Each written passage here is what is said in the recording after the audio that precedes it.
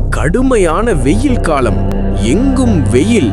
மரங்கள் காய்ந்து தரைகள் பிளந்து தண்ணீர் இல்லை. மக்கள் அனைவரும் தங்கள் வீடுகளை விட்டு வேறு இடத்திற்கு குடிபெயர்ந்தனர். ஒரு காகம் வெகு தூரம் பயணித்து தண்ணீர் தேடி கிராமத்திற்கு வந்த மிகவும் தாகத்தால் வாடியிருந்தது. சிறிது நேரம் கழித்து ஒரு பழைய மண்பானையை காக்கா பார்த்தது. பானைக்குள் சிறிது தண்ணீர் இருந்தது.